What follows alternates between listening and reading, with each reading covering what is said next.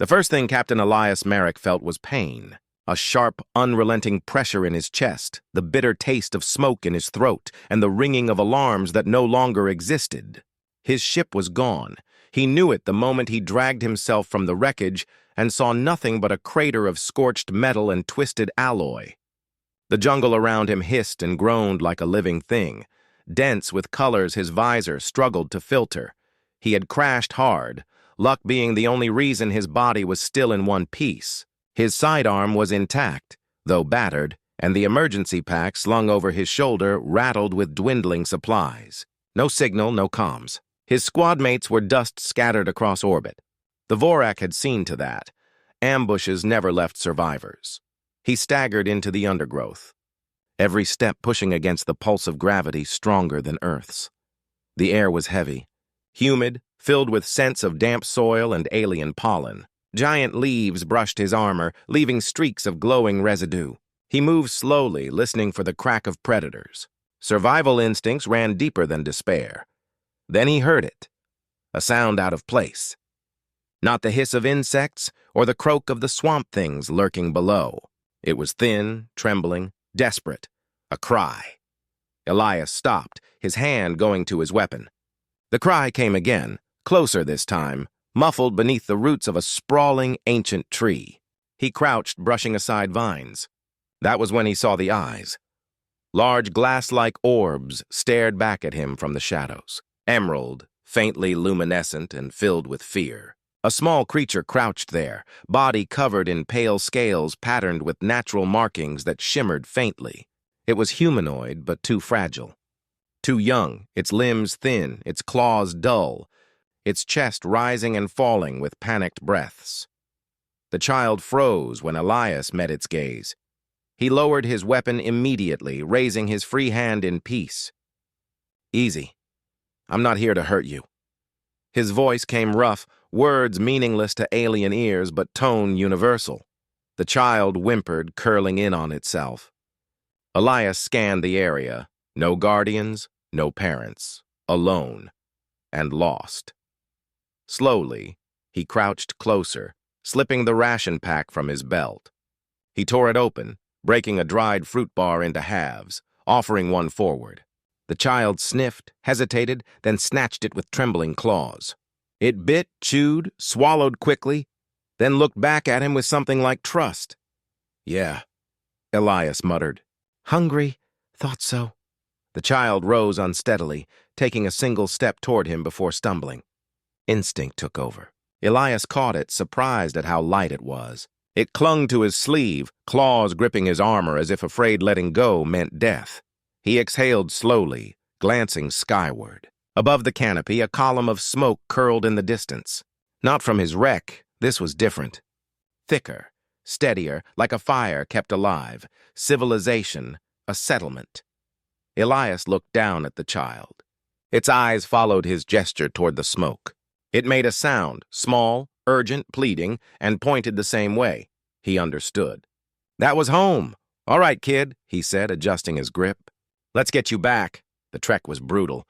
The jungle grew denser, the roots taller, the sounds stranger. Insects the size of his arm scuttled across branches, wings vibrating with bone-deep hums. Shapes moved between the trees, predators with too many eyes. Elias kept one hand on his weapon, the other holding the child close. Every noise made his nerves twitch, every flicker of movement kept him on edge. Twice he had to fight. Once against a snake-like thing that lunged from the canopy, its fangs shattering against his shoulder guard as he blasted it back with a single plasma shot. The second time, a pack of six-legged scavengers circled, their growls low, eyes glowing like coals. He fired into the ground, scaring them off, but his ammo counter blinked warning red. Limited shots left. Through it all, the child remained silent, except for a low hum it made when frightened. Sometimes it buried its face against his chest, trembling until the danger passed. Elias found himself muttering words of comfort, nonsense phrases, as if talking to a scared recruit on his first mission. Hours stretched. Sweat clung to his skin beneath the armor. Hunger gnawed at him, but he ignored it, rationing what little was left for the child. At last, the trees began to thin. Through the gaps, he saw light, Not the soft glow of flora, but the warm flicker of fire. Buildings made from bone and stone rose in the distance, clustered around a massive clearing. Towers marked with glowing sigils stretched upward, painted with ashes that gleamed under the moons. Figures moved around fires, carrying weapons, their voices deep and resonant. A village. The child stirred, claw pointing toward it with urgency, eyes wide with hope. Elias's chest tightened at the sight. After hours of survival, this felt like a victory. "Home," he said softly. "We made it." He didn't notice the silhouettes watching from the tree line. Didn't hear the whisper of spears being raised. The villagers had already seen him. He stepped into the firelight with the child in his arms, not knowing he had just crossed a threshold into something far greater than survival. The village burned with light, a ring of fire against the dark jungle. Elias walked slowly, carrying the child, feeling dozens of eyes carve into him. Alien figures emerged from the glow, towering, reptilian beings with scales lacquered in ash and paint, their muscles corded like iron. They moved as one, closing around him with the silent precision of hunters, weapons lowered at his throat. Not simple sticks. Each spear crackled with charged plasma, faint energy threads hissing along their edges. One wrong move and he would be ash. Elias froze, lifting his free hand in surrender. The child in his arms stirred, making a soft, urgent sound. Gasps rippled through the crowd. Some warriors dropped to their knees instantly. Others pressed their foreheads against the earth. The wall of spears didn't move, but tension shifted, replaced by awe. From the heart of the village, a figure stepped forward. She was unlike the others, taller, cloaked in feathered robes dyed crimson and black, her crown a halo of bones. A heavy staff glowed faintly in her claws, pulsing with the same energy as the runes carved into the stone towers around them. Her eyes were sharp, ancient, unblinking. When she spoke, her voice carried like thunder. "You bring back the blood of Koresh." Elias's jaw tightened. "I found him alone." The alien woman studied him, gaze narrowing as if weighing his soul. Then she addressed the crowd in her native tongue. Her words rolled like drumbeats, deep and rhythmic. The villagers responded with a roar, their voices uniting in chant. The sound rattled Elias's ribs. He leaned close to the child. "Guess you're important, huh?" The priestess, he could think of no other word, shifted her gaze back to him.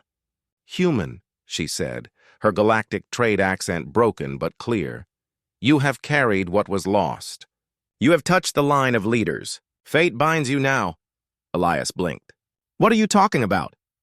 Her staff struck the ground. Sparks flared. The crowd parted as the earth trembled, revealing stone plates sliding aside.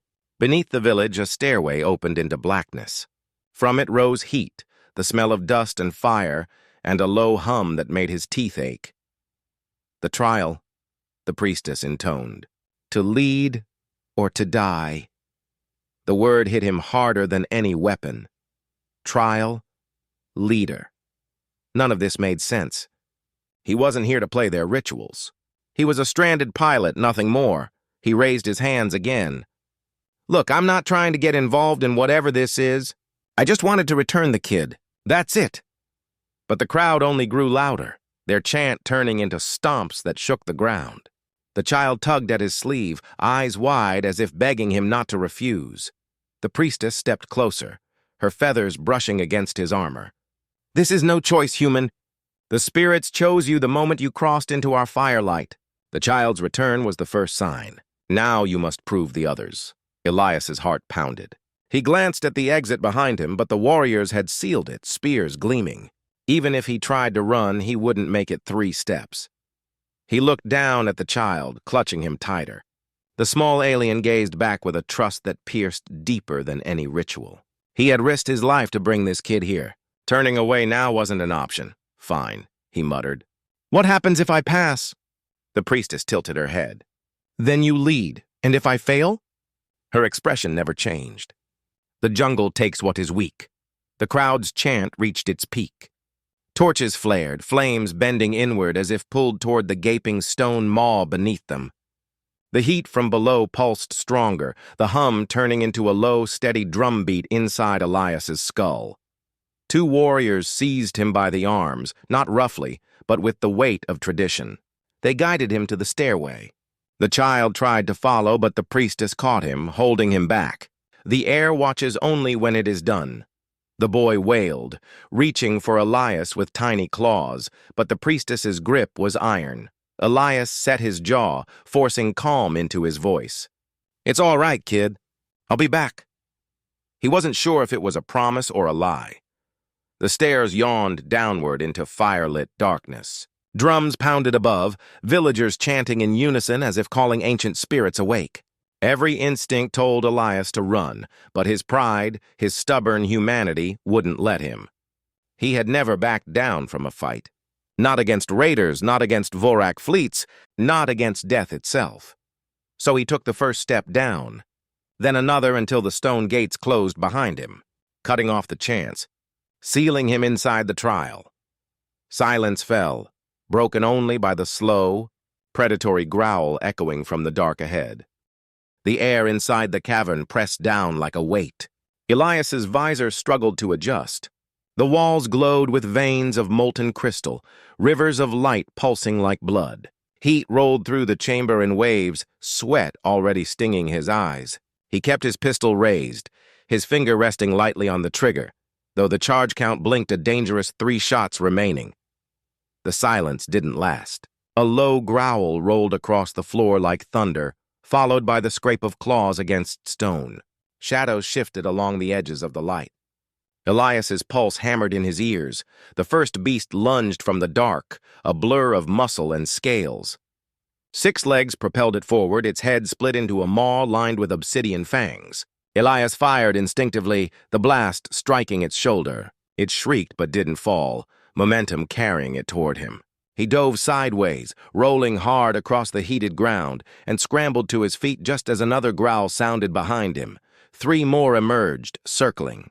Their eyes burned like embers, reflecting the crystal glow. Drool hissed as it struck the molten cracks, filling the chamber with steam. "Great," Elias muttered, shifting his stance. "Of course it's monsters." The beasts closed in. One leapt high, claws stretched wide. He ducked, snatched a jagged shard of crystal from the ground, and drove it upward into the creature's chest as it descended. The shard punched through scale with a sharp crack. The beast collapsed in a flailing heap, its blood smoking on the stone. The others hissed, snapping their jaws in unison. They were testing him now, waiting for a weakness. He moved backward, scanning the chamber. The ceiling was thick with stalactites, their bases weakened by heat. An idea sparked. He sprinted toward a ledge, climbing fast despite the rough stone scraping his palms. The beasts followed, snarling, bounding after him with impossible speed. He reached the top, turned, and aimed, not at them, but at the ceiling. He fired once, twice. The blasts shattered supports. A massive spike of crystal broke loose and crashed down, skewering one beast through the spine. It howled, thrashing before going still. The others shrieked and pulled back, circling wider now. Their patience was gone. From the far end of the chamber came a deeper sound, heavier than the rest. The ground quaked with each step. Elias's throat went dry. The Alpha appeared. It dwarfed the others, its scales glowing faintly with the same molten light as the walls. Plates of natural armor overlapped across its chest, and its eyes burned brighter, intelligent in a way the others lacked. Its jaws opened, revealing a throat flickering with inner fire. Elias's pistol had 1 shot left. He tightened his grip. One chance. "Make it count," the Alpha charged. Its roar rattled the chamber, shaking loose stones. Elias didn't aim for the body. It was too armored. He sprinted forward instead, closing the distance. At the last possible moment, he dropped to one knee, slid beneath its swiping claws, and jammed the pistol under its throat. He fired. The blast punched upward into the softer flesh of its mouth. The Alpha shrieked, jerking violently, smashing its head against the cavern wall. The weapon clattered from Elias's hand, spent. He scrambled clear as the beast thrashed, molten blood spilling in sheets. But it wasn't dead. Desperation took hold. Elias's eyes darted across the floor until he spotted it. An abandoned spear, blackened with age but intact, left from trials past. He seized it, the shaft burning hot in his grip, and faced the beast again. The alpha staggered toward him, wounded but enraged, its fire building in its chest. Elias didn't wait. He charged, screaming, every ounce of strength and fury pouring into the thrust. The spear drove through the glowing scales of its throat, sinking deep. The beast convulsed once, then collapsed with a ground-shaking crash. For a moment, Elias just stood there, chest heaving, vision swimming. His hands trembled around the spear. Then, slowly, the chamber shifted. The molten rivers brightened, runes hidden in the stone flaring to life. A voice, not spoken, but carved into the very walls, echoed in the air. The first trial is complete. The remaining beasts slunk back into the shadows, their growls fading. The cavern quieted. Elias leaned on the spear, every muscle aching, the metallic taste of adrenaline sharp on his tongue. He wasn't sure if he had passed by skill or sheer stubbornness, but the result was the same. He was alive. The ground rumbled once more, and a stone door ground open at the far side of the chamber, revealing stairs that led upward. Elias spat sweat from his lips, retrieved his pistol out of habit, though it was empty, and staggered toward the exit. The trial was only beginning. Elias climbed the steps out of the cavern with each motion burning like fire in his muscles. He emerged into night air thick with smoke and the coppery tang of blood. The village was not as he had left it.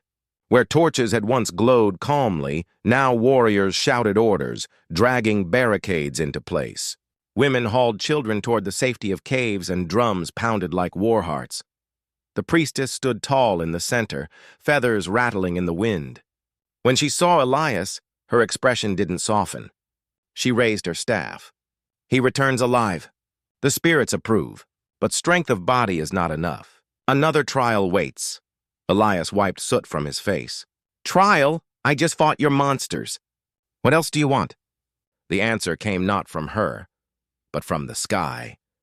A sound split the night, deep, metallic, a scream of engines tearing the atmosphere.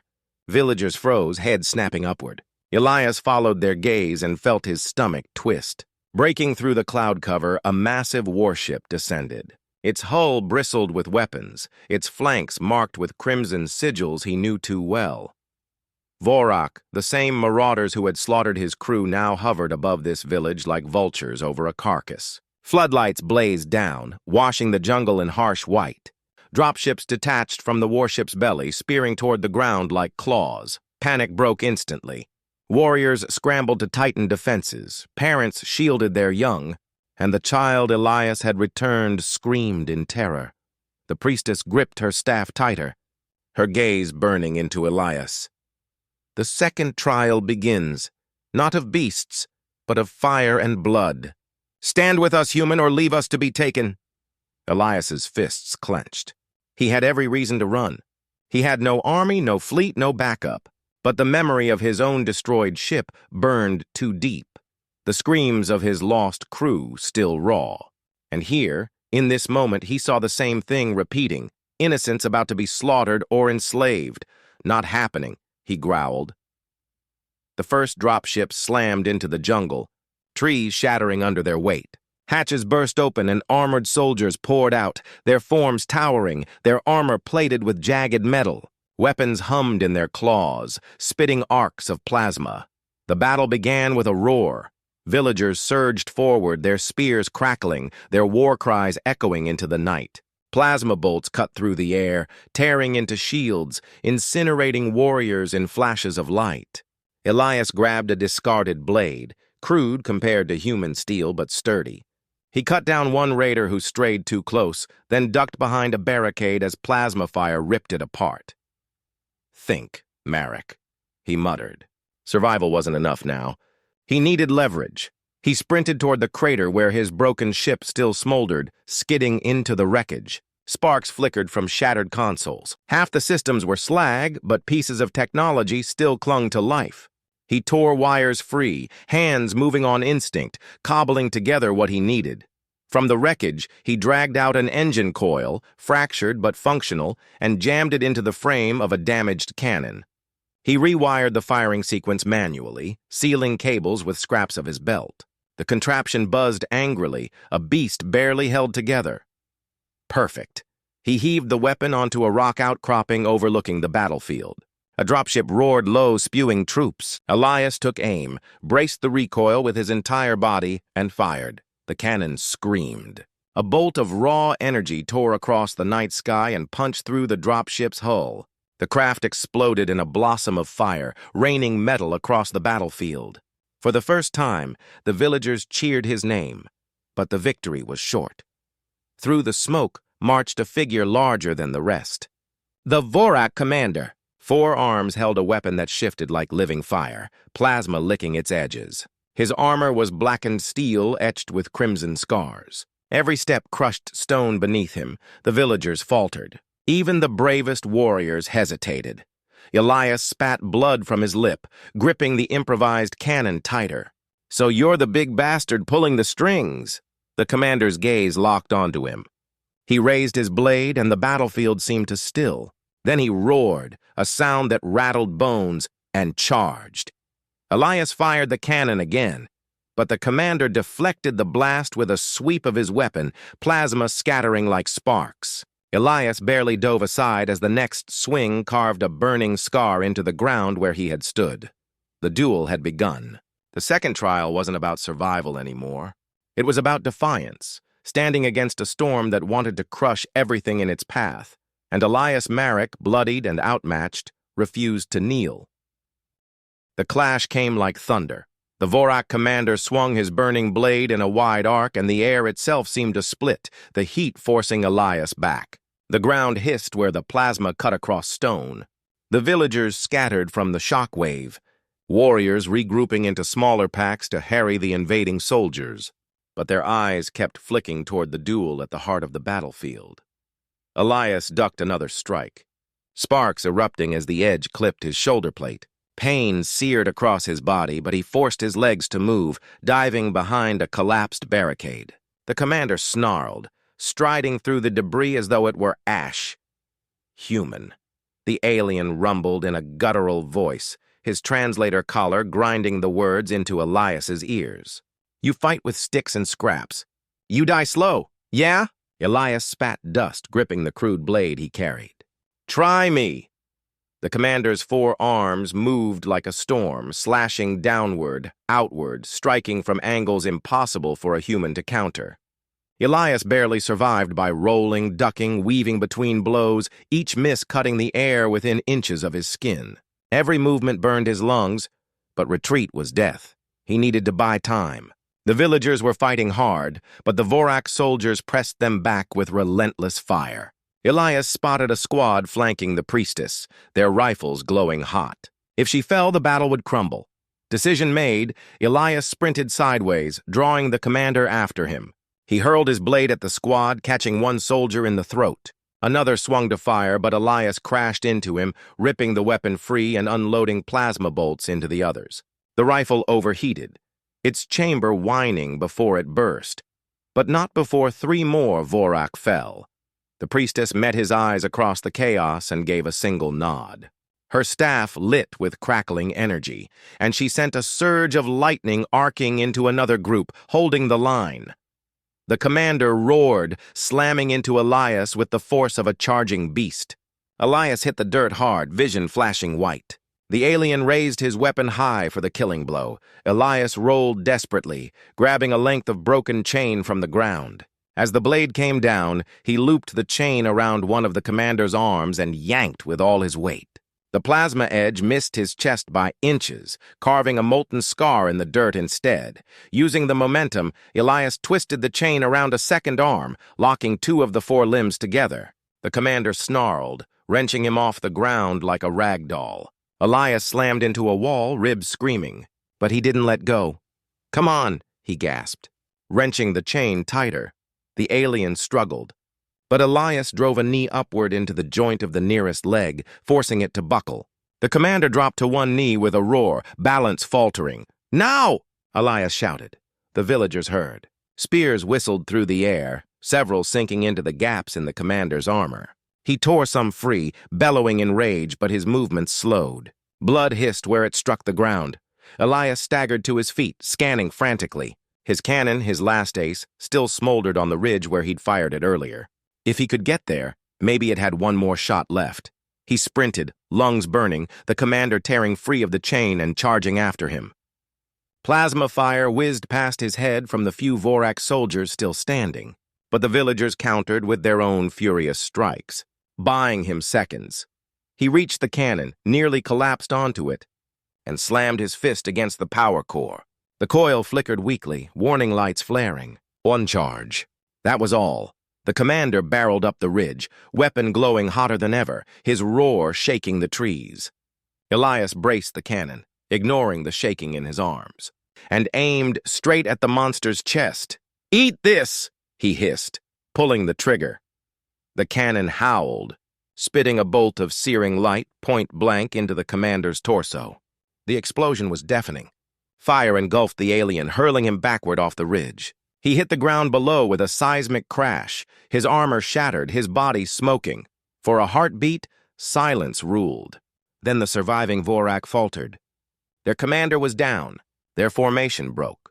Villagers surged, driving them back with screams of triumph. The raiders retreated in chaos, scrambling toward their remaining dropships. Engines flared, and the craft clawed into the night sky, leaving only wreckage behind. Elias dropped to his knees, chest heaving. The battlefield still smoked when dawn came. Ash drifted through the shattered trees, carrying the bitter stench of burned metal and blood. The villagers worked in silence, pulling their wounded from the rubble, binding them with torn cloth, whispering thanks to the sky for survival. But all eyes kept drifting to Elias, the human who had stood against the storm. He leaned against a broken wall, chest heaving, body a mess of bruises and torn flesh. The cannon lay cracked at his side, a weapon that would never fire again. Children peeked from behind their mothers' robes, whispering his name like it was already part of their legends. Elias forced himself to stand, every muscle screaming, because he knew weakness couldn't be shown. Not now, not when these people looked at him with more than gratitude. The priestess approached, her white robe stained with soot and blood. Her staff pulsed faintly, humming with restrained energy. She looked at Elias not as a stranger, but as if she had seen this moment written in the stars. "You don't understand what you have done," she said softly, voice carrying over the silence. Elias wiped the blood from his mouth and gave a grim smile. "I bought time. That's all." Her gaze sharpened. "No. You passed the trial." The villagers gathered closer, forming a wide circle around them. The child Elias had saved stood at the center, clutching his hand, unafraid. Whispers spread like fire, their language rolling in waves of awe. "What trial?" Elias asked, his voice edged with suspicion. The priestess raised her staff high.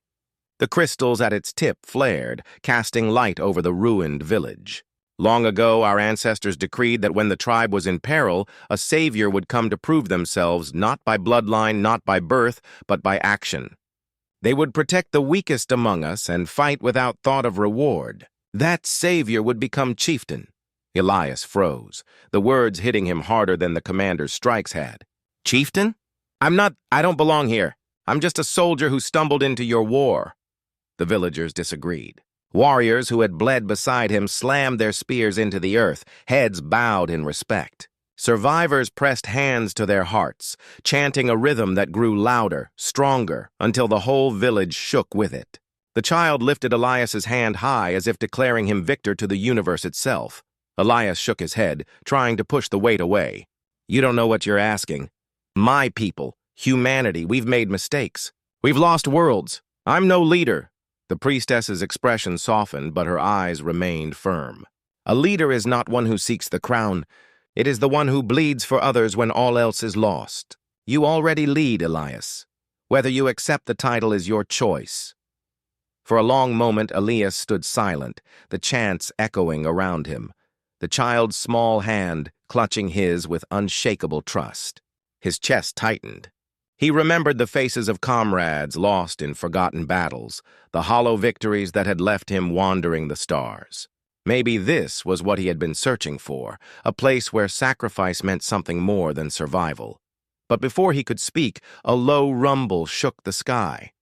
Everyone turned upward as black shapes cut through the morning clouds, more Vorak warships. Not a raid this time, an armada. Panic surged through the villagers, but Elias's heart hardened. He straightened, drawing a breath that filled his battered lungs with fire. "Then it's decided," he said, voice carrying like steel. "I'll stand with you. I'll lead if that's what it takes. But we fight not as prey. We fight as one." A roar of approval rose from the crowd. The priestess struck her staff into the earth, sending a ripple of light across the ground, forming sigils of power. Warriors lifted their weapons high, the children clung to their mothers, and for the first time in generations, the tribe did not look to the sky with fear. They looked with defiance. Elias turned toward the horizon, where enemy ships blotted out the rising sun. His body trembled with exhaustion, but his spirit burned unbroken. He had returned a lost child, not knowing it was a test. He had fought like a soldier, but they had crowned him something greater. The human who had come to this world alone now stood as chieftain of a people who would fight at his side. As the first shadows of the armada darkened the valley, Elias gripped a fallen spear and raised it high. His voice thundered across the village. "Then let the galaxy learn what happens when you push humanity too far." The villagers roared with him, their voices shaking the ground, their eyes blazing with hope. The war for survival was far from over. But Elias knew one truth with absolute clarity. They would not face it alone. And that, more than any weapon, was humanity's greatest power, a cannon sizzling beside him. His vision blurred, but the sound of victory roars filled his ears. The villagers chanted his name, weapons raised high. He looked down at his bloodied hands, then at the child running toward him through the smoke, arms outstretched. The little alien threw itself against him, clinging tight. Elias swallowed hard. The battle was won, but the weight in his chest told him the war, for this world, and maybe for himself, was far from over.